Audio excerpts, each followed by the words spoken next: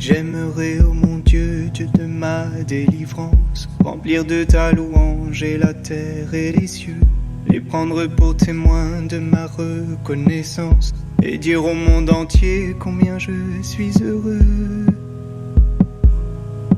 Alléluia.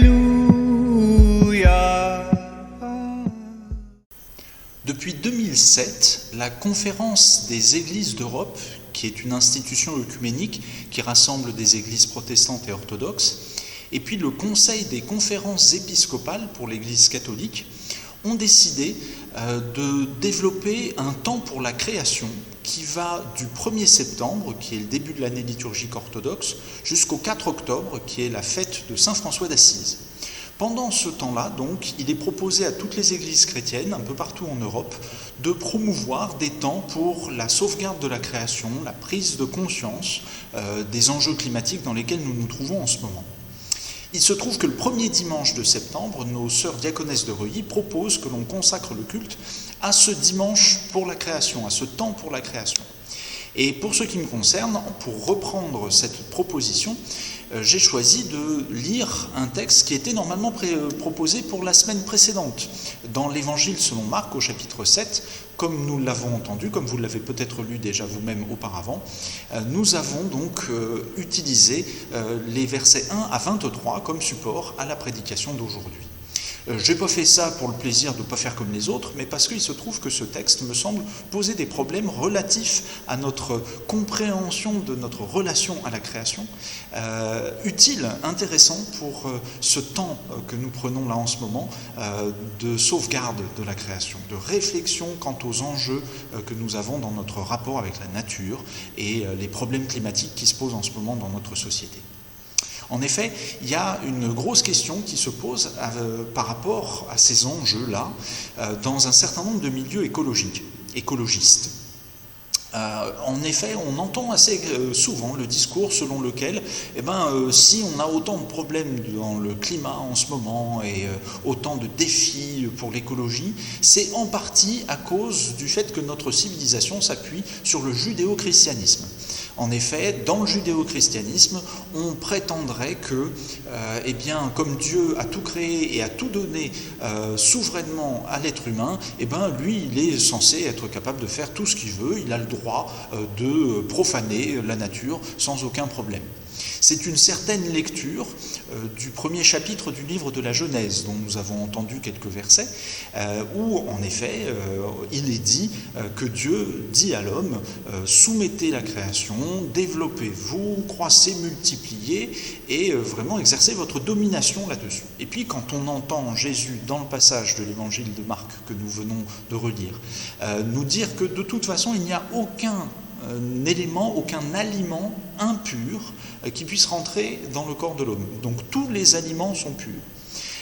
On pourrait penser que ça va un cran encore supplémentaire dans cette désacralisation de notre rapport à la nature, puisqu'il n'y a rien d'impur dans tout ça, on peut faire ce qu'on veut finalement, tant dans la consommation que dans peut-être l'exploitation de tout ça, parce que ces règles relatives à la pureté et à l'impureté qu'il y avait dans le judaïsme, elles avaient ceci d'intéressant peut-être de constituer justement une limite au rapport qu'on pouvait entretenir quand on était un juif pieux, à l'ensemble de la création et de la nature autour de soi. Il y avait des choses, il ne fallait pas y toucher.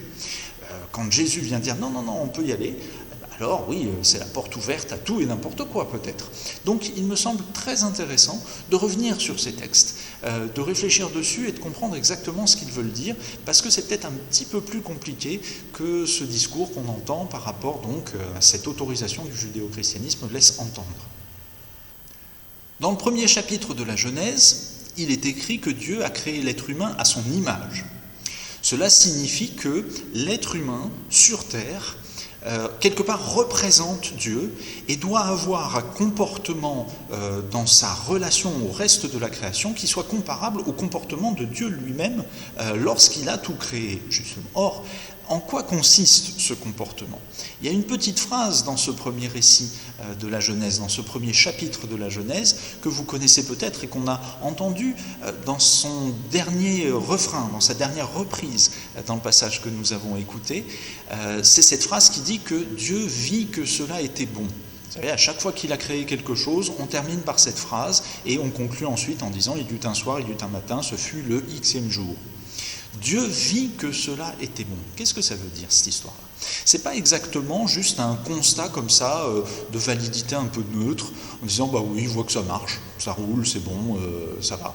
Ou bien aussi dans le contraire, quelque chose où Dieu se satisferait vraiment de ses prodiges créateurs, lui-même il dirait « qu'est-ce que je suis bien quand même, j'arrive à faire des trucs super chouettes ». Non, ça n'a rien à voir avec de cet orgueil-là ou de cette neutralité technique un peu froide qu'on pourrait imaginer comme ça. Cette parole-là, elle vient d'abord dire en fait une sorte d'émerveillement amoureux. Dieu aime sa création parce qu'il est amour. Il a créé tout ce qui nous entoure, tout l'univers et nous-mêmes, pour pouvoir nous témoigner ensuite cet amour qui est son être même. Eh bien alors, nous-mêmes, justement, quand nous recevons cet amour et quand nous comprenons ça, nous comprenons que notre relation et à Dieu et au reste de la création doit être une relation d'amour. Mais alors comment voulez-vous que, quand bien même on est appelé à dominer cette création, on puisse l'exploiter, l'abîmer, faire tout ce qu'on voit là en ce moment, si on est vraiment porté par cet amour? Mais le problème, c'est que les faits sont là. On ne va pas refaire la litanie de tous les soucis climatiques dans lesquels nous nous trouvons, mais il devient quand même de toute façon évident que quand bien même le lien entre tous ces problèmes et l'activité humaine n'est pas toujours systématique, il y a des choses qu'il faut qu'on revoie, il n'y a pas photo. Il faut qu'on reprenne en conscience nos comportements de consommation, de rapport à la nature, et il faut les changer. Parce qu'il y a des choses en effet qui sont beaucoup trop abusives dans tout ça. Cependant, ce problème-là, eh bien, on dirait bien que les juifs et les chrétiens, en dépit du texte qu'ils ont là, ils n'arrivent pas tellement à mettre plus ça en pratique. On a l'impression qu'ils ne brillent pas particulièrement par leur respect de la création. Ils font un petit peu comme tout le monde. Eh oui, comme tout le monde. C'est bien là le problème. Parce qu'en fait, le texte de la Genèse, tel que nous le lisons, il n'est pas possible, dans la compréhension judéo-chrétienne des choses, de le prendre comme un texte valable au présent, maintenant. C'est en fait, quelque part, un texte qu'il faut entendre comme au passé, parce qu'il présente le projet initial de Dieu pour sa création. Dieu voulait que ça se passe comme ça. Dieu voulait que l'être humain domine la création à son image, avec cet émerveillement, cette capacité de ne pas abîmer ce qu'il avait autour de lui, mais d'abord d'être dans un rapport amoureux, en quelque sorte, à toute cette création-là. Or, ça n'est pas le cas. Pourquoi ? C'est ce que justement la suite du texte biblique nous explique, c'est que cette relation avec Dieu et donc ce rapport ensuite à la création a été cassé, brisé, par ce qu'on appelle le péché. Si ça se passe aussi mal aujourd'hui, la Bible nous dit que c'est parce que notre relation à Dieu est rompue, rendue brouillée, trouble, et que par conséquent, notre rapport au monde, à nous-mêmes, aux autres, et au Seigneur évidemment, est complètement perturbé. Et ça explique tous les problèmes dans lesquels nous nous trouvons. Mais le reste de la Bible vient nous dire que Dieu n'a pas voulu en rester là. La relation a beau être brisée, il tient absolument au Seigneur à ce qu'elle soit finalement rétablie. Et le Premier Testament nous montre la première étape par laquelle il a voulu rétablir cette relation en se servant d'un peuple qui est devenu son témoin. C'est le peuple juif, bien sûr. Par l'intermédiaire de la loi que le peuple juif a reçue, il s'agissait pour Dieu que ce peuple rende témoignage à son existence à lui, le seul vrai Dieu, le Dieu vivant, et à la volonté qu'il avait de rétablir cette relation vivante, amoureuse avec l'ensemble de la création. C'est ça le but premier de la loi, servir de témoignage à travers sa mise en pratique par le peuple juif de ce que il y a un Dieu qui n'est pas comme les autres, qui fait faire à son peuple des choses qui ne sont pas comme les autres. Au premier chef de ces choses-là, il y a toutes les règles qu'on appelle la cacheroute en général, les règles qui définissent le pur et l'impur, le rapport à l'alimentation, la façon dont on doit rituellement se purifier avant de manger, les prières qu'on doit prononcer avant de consommer quelque chose, et puis les distinctions entre ce qui est consommable et ce qui ne l'est pas. Tout ça, ça doit induire justement un certain rapport au monde, qui n'est plus celui de la consommation et de la prédation immédiate. Il y a de la retenue à avoir, il y a comme une sorte de décalage, de pas de côté à faire face à nos pulsions, qui pourraient nous amener, sinon, eh bien, effectivement, à tout dégrader, à tout consommer comme ça. Le problème, c'est que le péché, qui est commun à toute l'humanité, il touche aussi le peuple juif. Et cette loi qui devait servir au départ à montrer à tout le monde qu'il y a un vrai Dieu qui veut que nous ayons un rapport totalement différent de celui que nous avons spontanément avec le monde, eh bien, on a fait de cette loi, en fait, un code pour pouvoir atteindre Dieu, pour se prétendre soi-même eh bien, tellement à part, tellement saint qu'on est un petit peu au-dessus des autres, et faire finalement des distinctions entre pur et impur, des objets en eux-mêmes, des fins en soi, alors que ça n'était pas, me semble-t-il, le propos fondamental. Et d'ailleurs, c'est sur ce type de questions que le débat entre les pharisiens et Jésus porte dans notre extrait du chapitre 7 de l'évangile de Marc. Toute la discussion revient finalement à savoir mais quel est le statut fondamental de la loi. Et Jésus, dans la discussion lui-même, revient à cette loi et la rappelle aux pharisiens. Pas tellement parce qu'il l'aurait oublié, mais parce qu'il veut dénoncer la perversion qu'ils ont eue du sens de cette loi, la torsion qu'ils ont effectuée en rajoutant une tradition qui n'était pas demandée par Dieu et qui oriente toute la mise en pratique de la loi en quelque sorte à leur profit à eux, plutôt que eh bien, au témoignage qu'ils devaient rendre à l'existence et à la vérité de Dieu. C'est l'exemple qu'il donne par rapport à ce commandement, parmi les 10 paroles qu'on connaît, « Honore ton père et ta mère ». Honorer son père et sa mère, ça ne veut pas dire les prendre pour des dieux. Ça veut dire évidemment leur porter assistance quand il en est besoin, les respecter, mais surtout et avant tout les remettre à leur place. Leur juste place, c'est-à-dire leur place de parents, êtres humains comme les autres. Ils n'ont pas à être divinisés, au contraire de ce que dans beaucoup de civilisations autour du peuple juif, et encore de nos jours, on a tendance à faire en divinisant les ancêtres, en disant que les gens qui sont morts sont toujours là et qu'il faut faire très attention à un certain nombre de choses, sinon ça peut mal aller. Non, là, le vrai Dieu vient nous dire, mais non, vos ancêtres ne sont pas vos dieux c'est moi. Le seul vrai Dieu, c'est moi. Vos ancêtres, respectez-les tant qu'ils sont vivants. Quand ils sont morts, c'est plus votre problème, c'est le mien. Mais donc, ne rajoutez rien à ce respect-là. N'en faites pas plus. Et Jésus vient bien dire, mais regardez ce que vous faites. Dieu vous a simplement dit ça, honore ton père et ta mère, et vous vous dites, si j'ai décidé de donner quelque chose dont je pouvais assister mes parents, de le donner au temple en faisant une offrande corban, comme on dit, consacrée vraiment à l'Éternel, et bien alors les parents ne peuvent plus en profiter, et s'ils en avaient besoin, tant pis pour eux.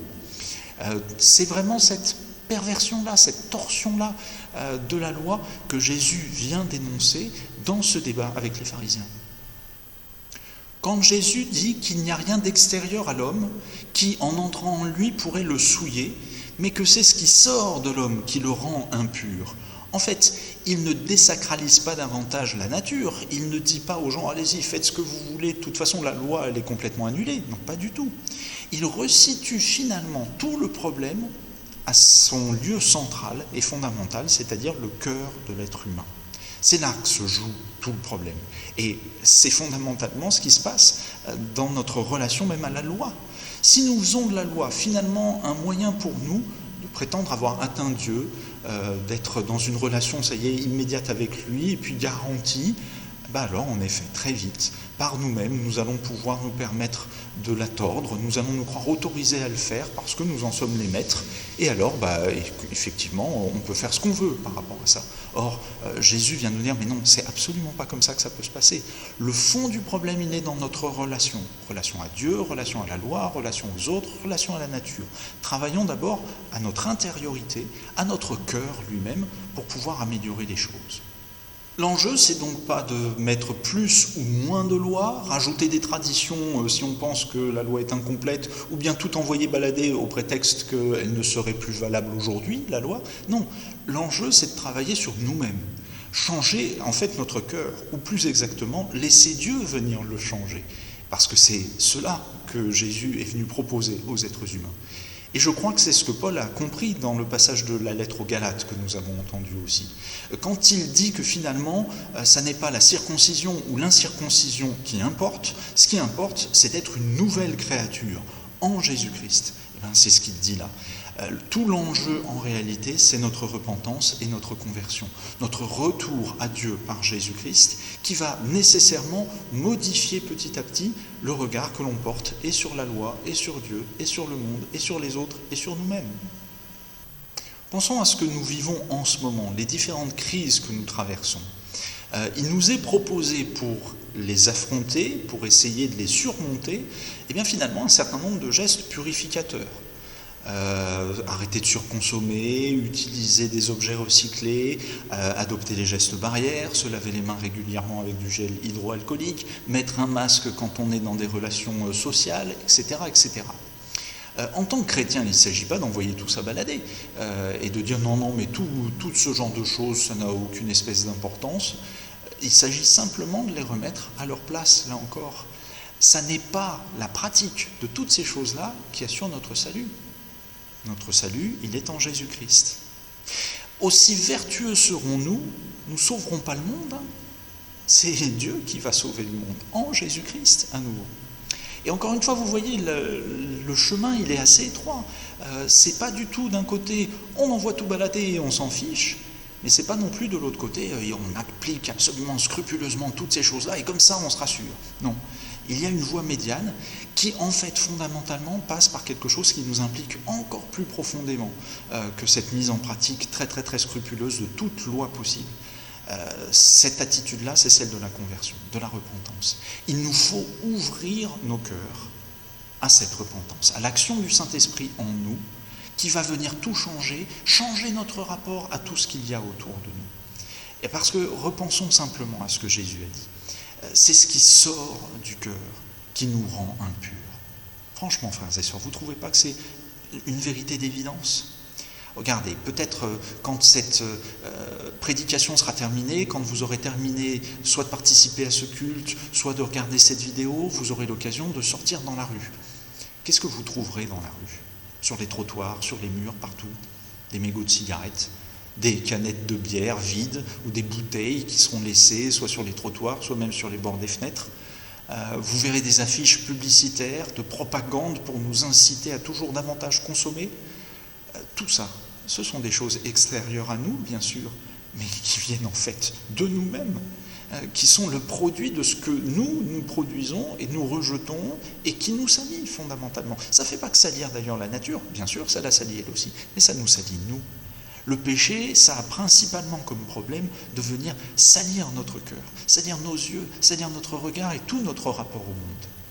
En nous appelant, comme il le fait constamment, à la repentance par Jésus-Christ, notre Seigneur, par le Saint-Esprit, veut nous appeler à changer ça. Il veut nous purifier, laver nos intérieurs, notre cœur, tout ce qui nous détermine dans notre rapport au monde, le purifier, le simplifier, pour pouvoir retrouver cette capacité d'émerveillement qui est celle du Seigneur pour sa création et à laquelle il nous appelle. Et alors, nous verrons justement notre relation au monde de nouveau complètement transformée, progressivement, petit à petit, par ce retour toujours plus profond, plus approfondi au Seigneur en Jésus-Christ. Frères et sœurs, ouvrons-nous à ça. Ouvrons-nous à cette conversion. Ne cherchons pas d'abord à pratiquer des choses d'une manière un petit peu automatique, à la limite comme les pharisiens pouvaient le faire avec leur loi. Mais laissons-nous convertir. Découvrons en Jésus-Christ combien ce monde, en fait, n'est ni hostile, ni mauvais, ni simplement une source d'exploitation, mais un émerveillement de chaque jour, dans lequel nous pourrons renouveler toute notre relation, retrouver une place pacifiée, dans notre rapport à la nature, dans notre rapport à nos frères et sœurs, dans notre rapport au Seigneur. Et alors, progressivement, nous serons toujours davantage témoins du salut que Dieu vient opérer en nous, et nous le montrerons aux autres, qui, à leur tour, changeront leur rapport au monde. Nous préparerons ainsi le retour de notre Seigneur. Nous nous tiendrons prêts à son retour, car il vient. Ainsi soit-il.